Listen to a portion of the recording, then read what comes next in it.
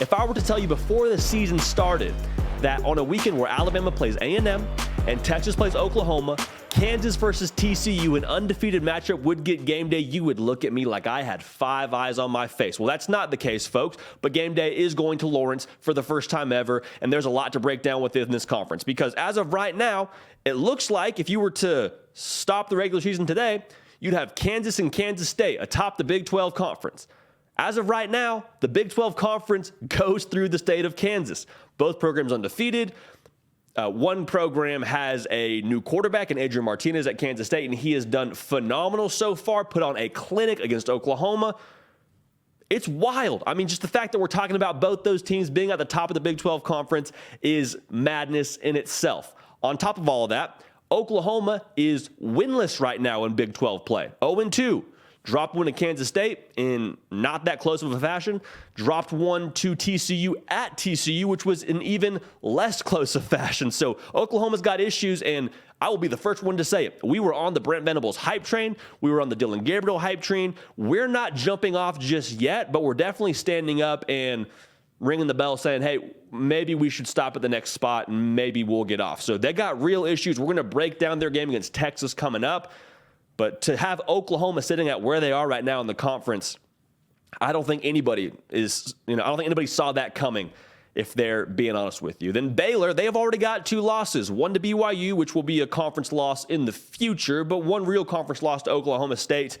Now, they won the thing last year with 2 conference losses. So they're not out of it by any stretch of the imagination, but a lot of people, myself included, thought Baylor would be able to sort of tote the undefeated status for a little bit longer. And right now, like I said, 2 losses, not what we had expected. A big reason for, I think, some of the madness we're seeing is a lot of the newness within this conference. We talked about it in a lot of our preseason shows, but 8 of these 10 teams have either a new head coach or a new quarterback. That is a very big deal. The 2 teams that have a returning starter at quarterback and a returning head coach, Oklahoma State, and guess who else? America's team, the Kansas Jayhawks. So the continuity is paying dividends right now as both those teams are continuing to chug along nicely. Both teams undefeated. TCU, I also should have mentioned, is playing really great football. Obviously, they got a new head coach in Sonny Dykes. A big game this coming weekend. But going back to what I was talking about with all of the new things sort of shifting around within the Big 12, anytime there's a ton of turnover in general on your roster, that makes for some parity. But to have so much newness at arguably the most crucial spots on your football program, at the starting quarterback and the head coach, there's going to be some acclimation period. So all that's to say, what you have at Oklahoma, what you have at Baylor, what you have at Texas, those programs that we probably expected a little bit more from in the early going, I'm not ready to sell those programs down the river just yet because what they are in week 6 is going to be different than what they are in week 10 and beyond. So will this be how it ends up being at the end of the year in the sense of the standings right now? No, probably not. That's not to say we're betting against Kansas or Kansas State. I'm going to talk about that in a minute. But the newness is very much showing itself in the early part of the season. So don't necessarily send in your votes for who's going to be the conference champion just yet, but keep an eye on those quarterback and head coach developments as this thing wears on. So how does this thing shake out in our opinion? Well, I'm just going to kind of give you a status for the rest of the year for some of these teams that we have hinted at a little bit. For Kansas, the best summary for me is I'm riding the ride just like everybody else. Nobody expected Kansas to be undefeated. I'm pretty sure Vegas had them at like 2.5 wins, okay? And they've got 5 right now. So are we excited about it? Sure, it's super fun. I mean, good for Kansas. They've been down for how long, it seems like? Like they have been a meme from a social media standpoint for the last however many years. Good for them to have some success and good for Lance Leipold to get that program winning. Now, what is something to take a look at is it's fun to root for Kansas as the little guy, and they are great for a lot of likes on social media, like I already mentioned. But what happens when they walk into your stadium and hand you an L? Not so fun anymore, is it? So will this be the way that they go the rest of the season? Do I anticipate them finishing undefeated? I don't know if I'm ready to go that far, but right now we're riding the ride. Need to see more from them to totally buy stock in them winning the conference, but they are a legitimate threat as it stands right now, and we're going to learn a lot about them against a good TCU team who is really, really solid offensively. Looking at TCU, I think the best way to summarize their situation right now is it's still a work in progress in my estimation. Now, Oklahoma was caught all out of sorts against them. For TCU, are you that explosive offensively consistently? Did you figure something out within your program and your offense to where that's going to be your MO going forward? Or is that 1 week, one really good performance, and you sort of tail off from then? It sounds funny to say, but I think we'll learn a lot about TCU against Kansas as well. So those two programs, we'll keep an eye on them, but that's how I feel about them right now. For Kansas State, I'm waiting to see more. And it sounds like I'm saying the same thing that I just said about Kansas and TCU because, quite frankly, at week 6 in the college football season, I am. Sue me. No, don't sue me. But for Kansas State as a whole, I've seen Adrian Martinez make many a mistake at Nebraska. I am so happy for the kid for what he's done so far at Kansas State and the way that he's transitioned and fit that offense, complemented their system really well. He's a great 1-2 punch with Deuce Vaughn. But I'm not ready to buy the stock just yet. Give me a few more weeks. Let me see some more things from them. If they can win in different ways, if they don't have their fastball on a certain day, can they still win? I want to see that because that Tulane loss still sort of sits funny with me. It shows me that they're capable of that letdown.